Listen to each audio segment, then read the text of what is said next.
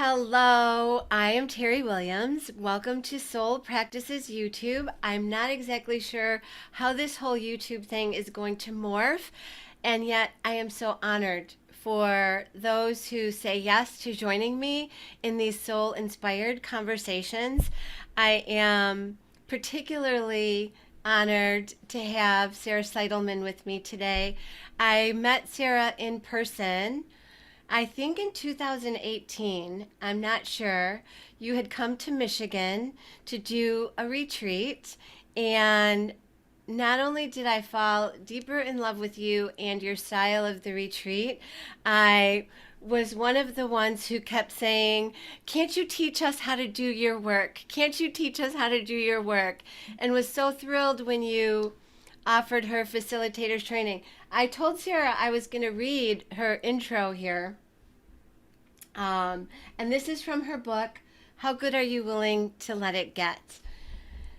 And it says, Sarah Bamford Seidelmann was a fourth generation physician. This is why I wanted to read this, because I want you to all pay attention to where she was and where she is today. A fourth generation physician, living a nature starved, hectic lifestyle until a walrus entered her life and changed everything. She's a practicing shamanic healer and leads transformational travel retreats around the world. She's the author of The Book of Beasties, your A to Z guide to the illuminating wisdom of spirit animals, which you can also get as an app, and I have on my phone.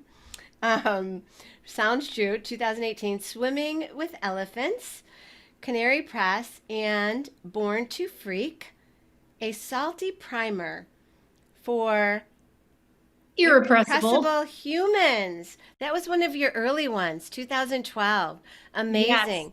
And this is the Book of Beasties, which I absolutely adore. Thank And you. how good are you willing to let it get? I feel like you're such an inspiration for so many people that are looking to transform their lives and find their feel good. So thank you for all of that.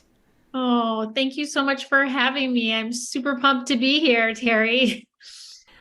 Well, the last time that we really had a conversation like this was, I think, when the Book of Beasties came out, and you joined me on my podcast at Empower Radio.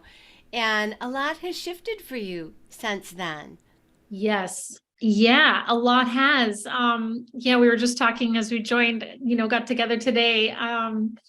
Both of my parents have died in the last 3 years. And I know for those of you who are listening who've lost a parent, there's something just so primal about that. Like it's just and it's also kind of a wake up call. Well, especially if it happens to you, well, if it happens to you when you're young, I don't know so much of a wake up call, but for me, being in my mid 50s, it's like, wow, like time, sort of time's ticking and, I may be next. And if I'm blessed and lucky, I'll have another 20 years. Well, what do I want to do with that time? And Yeah. I think, my mom dying 3 years ago really catapulted me more into making art. I have always been, doing creative practices. And when I was leaving medicine, one of the things that really helped me to free me up and to help give myself permission to leave in a way was doing some creative practices. And we can get into that in the walrus and other things. But when my mom died, I realized my mom wouldn't want me to keep that she wouldn't think that art was a waste of time. Or I think in our culture, there's so much focus on things that generate income, things that like money and power and all this kind of stuff. And art is sort of the antithesis of that. Art is sort of like engaging with the mystery.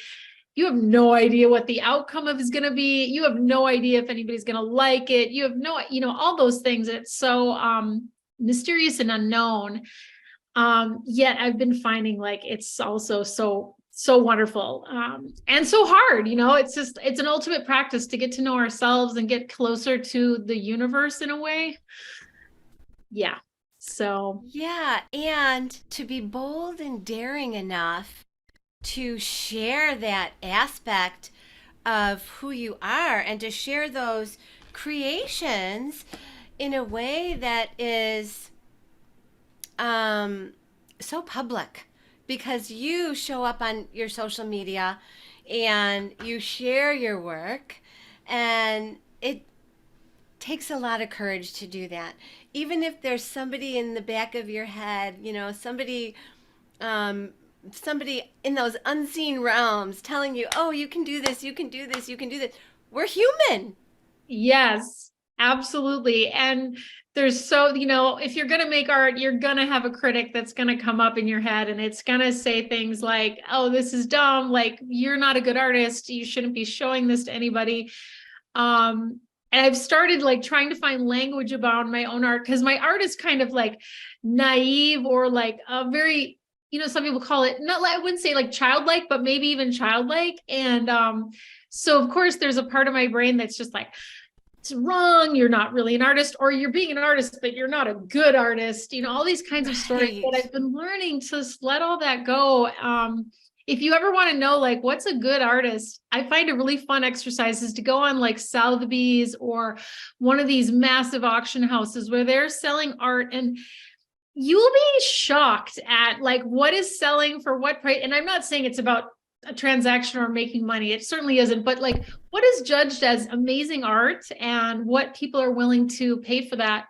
I think it's more the feeling state that people are interested in and sharing. I mean, that's what I find that's so neat about art is that you can share your emotional state. At least that's what I like about it.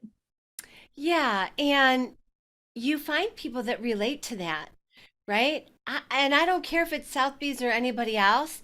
I feel like, yeah, there's a monetary and a status quo at the Sotheby's in that, and yet I find that even pieces that I purchase, it's because there's an emotional connection to the actual imagery itself or even the artist, that maybe I just want to support the person so deeply.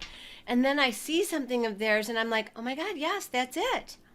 Yeah, absolutely. And having it feels really sweet and I don't know, somehow empowering. And I've bought pieces of artwork that, yeah, I thought, oh gosh, this is expensive. I shouldn't be buying this. But then when I did that for my office, for example, when I was opening up one of my shamanic healing office spaces, and everybody who sees it is just like, wow, that's what you do. This is what we're doing here. I'm like, yes, Yeah. and the artist captured that. Yeah, it's really incredible. And so, I mean, I know you have the courses obviously because I took your facilitators training and I have met some amazing women within your groups, which I am so grateful for. Very powerful. And I found that even though I've been doing this work for a really long time, the way that you presented it and the structure really spoke to me and helped me connect with people in a way that that was opening up more for them, especially on that group. So I thank you for that. Would you say though that because you have gone through this creative process, that was an inspiration for you in creating the Creative Soul Project? Well, for sure. So yeah, I have this project that I run usually in the summer called Creative Soul Retrieval. And how that started was probably like 6 or 7 years ago. I noticed people doing these 100-day projects. And it was just different artists. And I didn't really relate because I was like, well, I'm not an artist, but I was like, wow, like every day they would make a little piece of art and they would show it on Facebook or Instagram. And I was just like, I noticed a couple of things. I noticed how much they evolved and how their art just like grew and grew and grew. And I just noticed like how powerful that was. Like people were interacting with it. It was really an interesting process. And so I decided, well, I'm going to do a 100-day project. So I did one on my own. And I realized, I learned a lot from that practice. You do anything for 100 days in a row, and if you really do it, it is daunting. It is grueling. It will bring up all your inner voices. I mean, so many things will happen to you, and it's so powerful. And so I did one and I was like, wow, this is awesome. So I decided to design a group where we could do it together because I realized that sometimes that social support is really helpful. Like we need that, I don't want to say accountability, but it's like, if everybody in the group is about to post and they're all doing this hard work, you're more motivated to do it. Yeah. And it's just more supportive. It's easier to do something that's kind of not easy to do. Yeah. And every time I've done one, I've just been amazed at what comes out. Um, and so what we do is you kind of define a very small project, something that's going to take you maybe 15 minutes a day. So for example, one of the projects I did a few years ago, I basically, like you, I love to commune with my helping spirits shamanically, by journeying with a drum. And I had been so busy for a while. I really just wanted to connect with my helping spirit, Alice, who is an elephant. And anyway, I just said, okay, I'm going to ask Alice if she would just give me a message to share publicly with people every day. And of course, I asked her if that was okay. And she was like, yes, that'd be great. Let's do it. So I did that. And it was wonderful and it brought up all sorts of things. I was like, am I going to ruin my shamanic connection practice by doing this every day in this like almost work-oriented way? But that didn't happen. And so many beautiful messages came forward, and it kind of like other people really delighted in it. And then it eventually I turned it into a larger project, into this book. And so sometimes these smaller projects can, turn into something bigger. Yeah, let's talk about the book for just a minute. How good are you willing to let it get? I have given this as gifts, and there's a deck, like an oracle deck. I mean, for lack, it's a deck, Yeah. and I have given that as gifts, and people absolutely love them. I know you did it as a set of so many days, but what I love about it is you can open up to any page, right? And you can find a message, whether it's, asking you or Alice or your own spirit guides or just what do I need to know for the day? It's fabulous. Thank you. You're And like welcome. I was thinking we could read today's, or we could pull a card too. That might be fun because it's visual because we're on YouTube. Should we do that? Oh, yeah, that would be amazing. Let's pull a card. So for everybody who's here, who's listening in this moment, no matter what time you're listening, let's see what comes up. And here's the card. It's so awesome. It has on it, including an elephant. It says, this is the message from Alice, is you belong. Tend lovingly to your friendships and be open to new ones. Connect and get together often. You feed each other when you share experiences. When you're in good company, life can be exquisite. You belong to each other.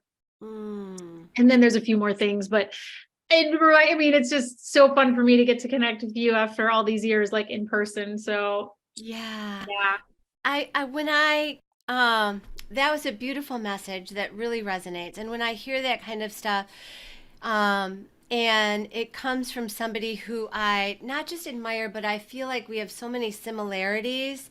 I feel like those are tribal messages, right? That those are messages that have really solidified that this isn't just the first time we've walked together, right, energetically. And I think it's really beautiful. And so I opened up today's message too. So we're recording this on April 26th. It will go up in the next week or so, but so we recorded this on April 26th, and the message today is love is here too. The same intelligence, love, compassion, harmoniousness, tenderness, and peace is hidden behind every person, place, and thing. You don't ever have to go anywhere but here to know it. It's beautiful. Such profound messages. That is a good one for me to remember. So many of these things, I felt like Alice was speaking directly to me because it's just, so many challenges in life, no matter what path you're on. But good to remember these things. Yeah, and I feel like the last few years, people have definitely been on a roller coaster with COVID and politics and some of the crazy energies that are happening around the world. And we need all of those messages, and we need to not be afraid of feeling good, because so many times, based upon all of this stuff, we're taught to not feel good about it, that we should be in that slump with everybody. And I don't believe that. It's like yin and yang. I believe that we can feel good and still honor everything else that's going on. Yeah, that is such a beautiful point. I think growing up myself, I grew up with my sister struggled with mental illness from a young age, and she's very public about that. She's a comedian, Maria Bamford. She's very famous. Anyway, Mm-hmm. she talks about that a lot, so I'm not outing her or anything. But I remember feeling guilty that I felt so good because she was always feeling, not always, but much of the time was feeling really bad. And I think sometimes we can get confused that yeah, when terrible things are happening in the world, we need to like take ourselves down to that level of suffering. And I'm not saying we can't be empathic, but yeah, we sure need to, like, when we are feeling good, shout it from the rooftops and like spread that love. And yes, and when we're feeling bad, honoring that too. But yeah, I find a lot of people I connect with struggle with that part of themselves, that is it okay for me like not to watch the news and to protect myself from that? And I always just say, yes, I think it is, because you're going to have enough just naturally served to you to feel, that are going to challenge your emotions and be difficult. Yeah. So yeah, Yeah, thank you for it's doing that. it's funny you brought that up about the news because so my mom, she died during COVID too in 2020. I think our moms died right around the same time as I each think other. so. I Yes. remember this, but I never watched the news, and she would call me and she would say, "You need to turn the TV on right now, right?" And so after she died, I said to myself one day, "Oh my gosh, so I haven't watched the news in forever. Who's going to give me my insight?" And I could hear my mom saying, "Oh, don't worry. I'm going to make sure you get it." And without fail, if there's something that I really need to know, somebody tells me about it or somebody shows it to me. So I love that you brought that up about not watching the news. It's okay. Everything that we do is okay. You know, Everything feels without okay. judgment, everything that we do is okay. And I think that when we can show up in these ways, it gives people hope and inspiration. Yeah, and I think that one thing I've learned is like, well, when I left medicine, I think just a little background. Yeah, so I was a pathologist. So my job was to sit under a mic, looking under a microscope all day, hunting for disease. I was basically a paid disease hunter. And I got to this point where I was like, okay, I get disease. I see that. I see how, we know what causes disease, but I'm like, what makes, and in many cases we do anyway, I'm like, what makes people well?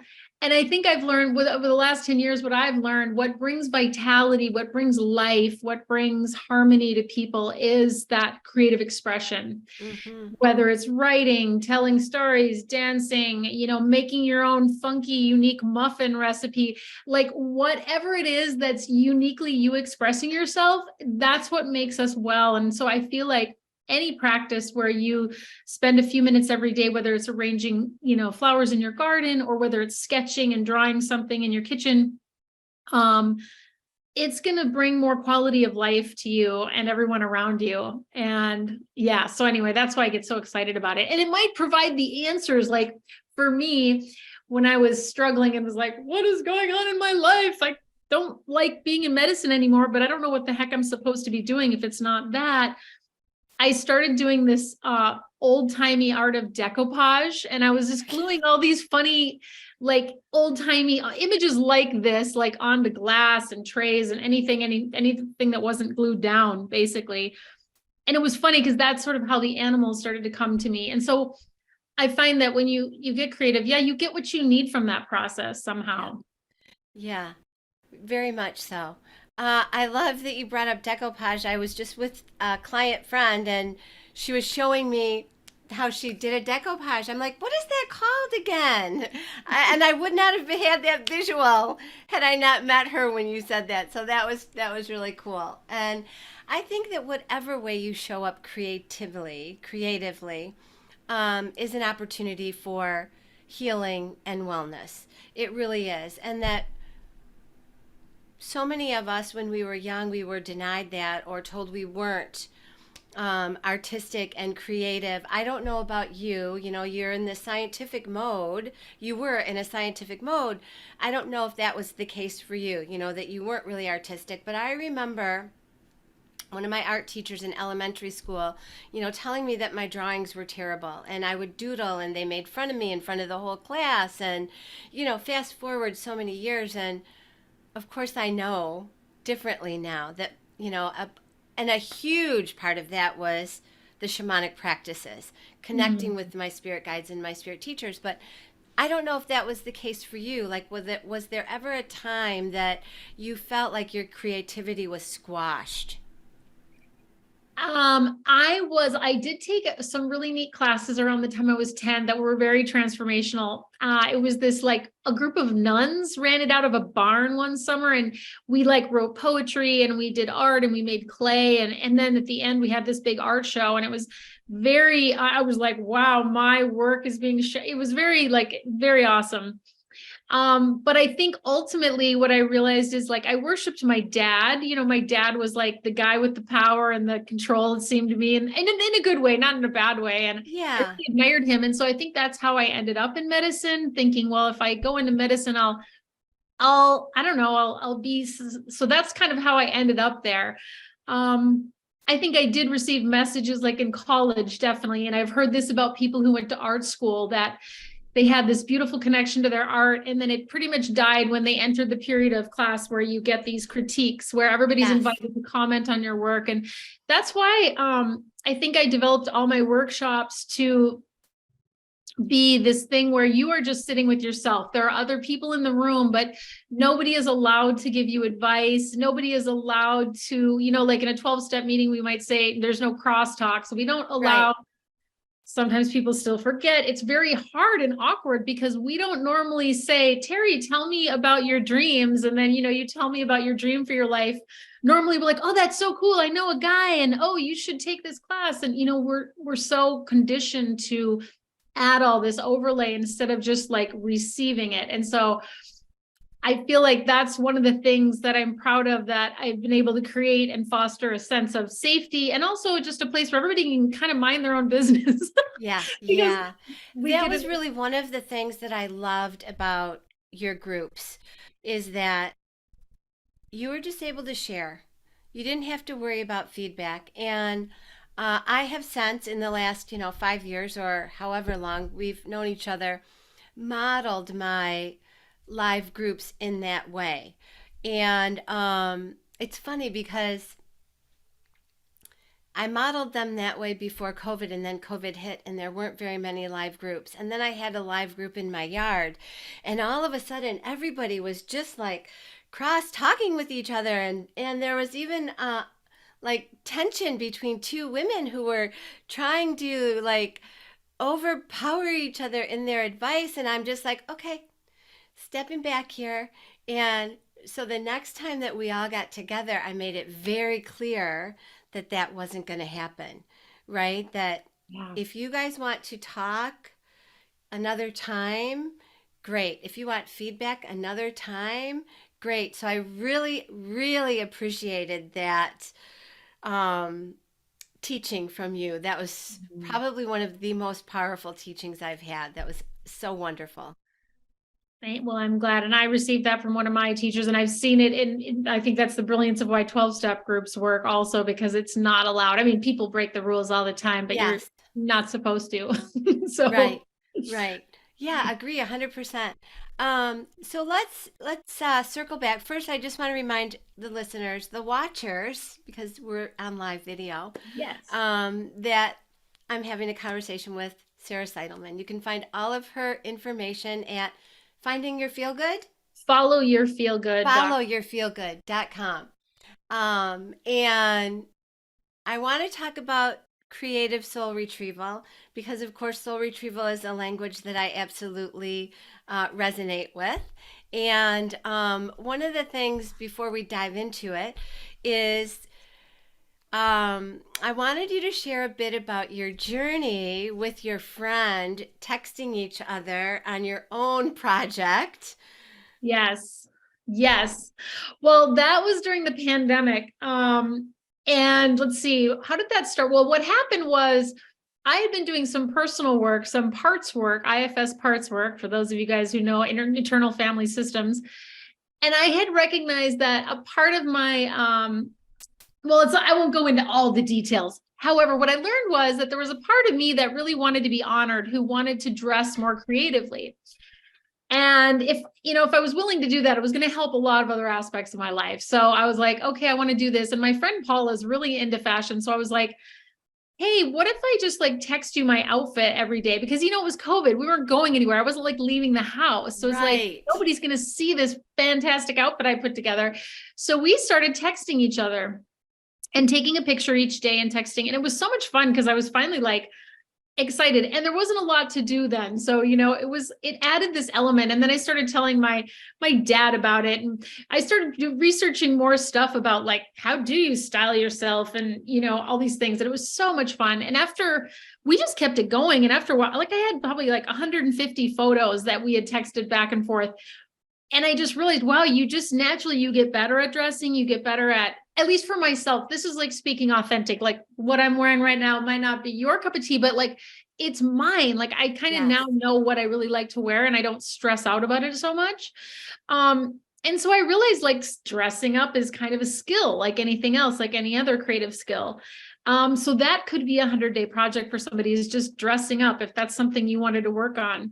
And so the creative soul retrieval really came up, that title for the project came from this idea of soul retrieval, which I'm guessing a lot of your listeners know about, but it's just this idea that, when we come to this, when we're conceived on this planet, we have our whole soul. It's like maybe a golden ball of light that you imagine, but over time, different things can happen to us. Maybe a critique at school, or maybe, you have an older brother who's an artist, who's a legitimate artist. So therefore you learned, or you internalize the idea that you're not an artist, but we can lose part of ourselves along the way through different traumas, small and large.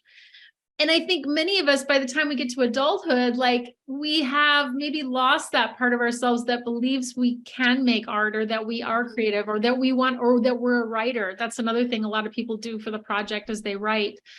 And I kind of have learned that little by little, if we just do a little something every day for a long period of time, that belief in ourselves, that faith will come back, that, oh yeah, all we have to do is show up every day and do a little bit of work. And then over time, you often can be kind of astonished at the body of work that you can create. And I've seen people launch businesses from this, finally get good at drawing faces, something that they've wanted to do forever. So many different projects that people have done. And it also really helps us to get to know ourselves and work through whatever it is that's holding us back, because the practice sort of forces all these things to come out. Yeah. And what I love about it is that many teachings suggest that only somebody else can do a soul retrieval for you. And sometimes I think in shamanic practice, if the journey is guidance for you, right? If a shamanic journey is your own guidance, then your guidance to retrieve that essence of your soul is an element of empowerment. So as people go through time, they are given the opportunity for self-soul retrieval. And what is more empowering than knowing that you can do that for yourself? That you don't necessarily, not to say that we wouldn't need anybody to perform a soul retrieval for us, yet there are elements of our lives where we can recover it for ourselves. And when it comes to your creative essence, what's more empowering than being able to have a vision over your 100 or 84 days? Yes, this summer it's only going to be 84 days. I had to shorten it a little bit. Yeah, but of seeing that come to life, and to find that within yourself, and I know personally what a beautiful facilitator you are. So you're holding this container for everybody to be able to flourish in their own way. Yeah. And it's, every day people will post a little picture of whatever it is they did, whether they're writing a haiku, some people are drawing, all kinds of different projects that people have.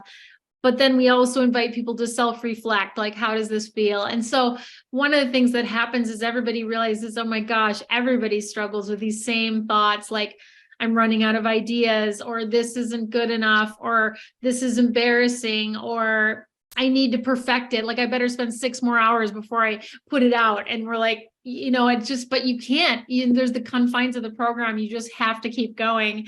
So it's also very community building. And I think that's one of the things I've, like this card, it's like, I think I've been learning the last 12 years since I left medicine, it doesn't work to be a lone wolf. And I think in medicine, that's kind of how I operated. It was just like, well, it's all up to me and I just have to survive this. But what I've been realizing is we have to let other people in, and to really do great work, it's always a collaboration. You have your part to play, but there's always a collaborative aspect to it. So yeah, so I'm proud of how the beautiful friendships and connections that have formed out of that group also, because of just the transparency and the authenticity that people bring. Yeah, and I love that you present it like you said as a way for people to be accountable, but that's really not. It's not about the accountability.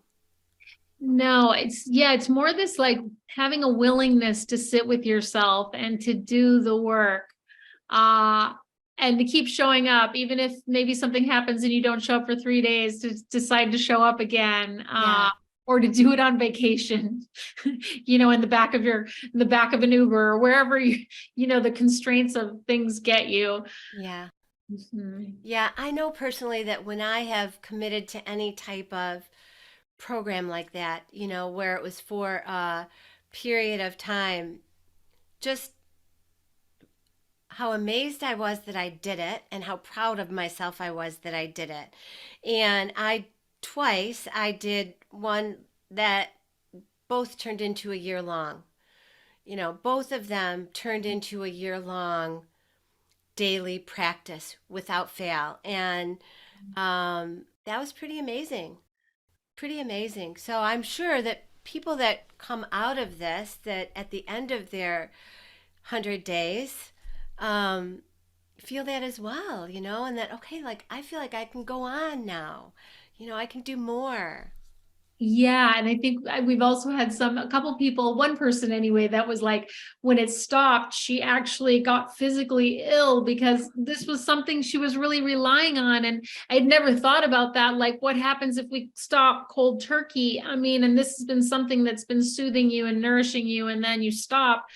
And so I've learned to try to help people do something that's sustainable, so be sure you're doing something that maybe is 10 minutes a day. So if you want to turn it into a daily habit, I still haven't successfully done that. I'm still more of an erratic creator, but I create pretty often now. But I don't have so much of a sacred everyday practice, but I think I'd like to do that this summer, is turn it into that, because I think that's where the power is. Like, do it every day, like day in and day out, Yeah.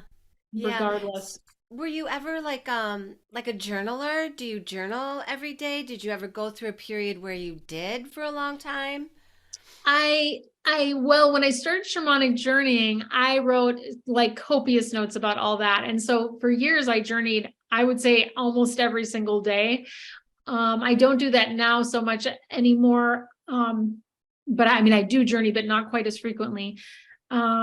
No, so I've never, and I'm such a creative person. I hardly do, like, I don't love routine, but I desperately need it. So there's that paradox that I'm always sort of playing with. Um, but I have started recently doing morning pages again. If you're familiar with Oh, Julia yeah. Cameron's book, The Artist Way. And that has been helping me. In the past, when I would do morning pages, I would kind of get into a negative place, and then it would just, like, I don't know, it almost made me in a worse mood. But right now I'm finding it good. Like, just get the kind of the junk out of my head in the morning, and then I can move forward. Yeah. I love the morning pages. And that's something that I go back to off and on in my life, where I'll do it for a bit of time and then I won't. And I was one of those who, when I did it for that period of time and then I missed a couple of days, then I got frustrated with myself. That's not me anymore. If I miss a couple of days, that's okay. No Right? problem. Totally okay. Like I'm in the middle of a 12-week training And the training, they want you to do it every single day. And for the first 2 months, I did great. And this last month, I'm like, I cannot do this every day anymore. So I get that, right? But I don't beat myself up over it, and open to what's coming next. I love that you recognize that in yourself, that you could use that and you don't, right? Right. Yeah, Exactly. that's amazing. Well, we're just about to close here. If you could give those watching one piece of advice besides taking the creative soul retrieval workshop, right? Yep. If you could give them one piece of insight, let's say, to help them open their own sense of creativity within themselves and recognize who they are, what would that be for you? I think it would just be making a little time for yourself, putting yourself on the calendar and maybe taking a date, if it's to go to a museum or if it's to go to a funky thrift store or wherever you find inspiration to and maybe bring I don't know, a diary, a journal, a sketchbook, and then go get yourself some coffee and kind of sit with yourself and think about what you saw and what does it mean to you. And just spend a little, I think Julia Cameron calls those artist dates. That's what Yeah. I would do, is just take yourself for an artist date. Kind of put yourself on the calendar, because so many of us, there's so many other things that are on the calendar besides ourselves. Isn't that the truth? Yeah. Right? To me, that is a perfect example of impeccable soul care, right? Mm. Taking care of ourselves, giving ourselves a few minutes to tap into it. I love that. Thank you. Thank you so much. And thank you for everything. Thank you for being here. I wish you the utmost success and the deepest connections for anybody that decides to reach out to you in whatever shape that turns out to be, whatever way. Thank you. Thank you Thank so you much, so much, Sarah. Teri. And we'll talk soon.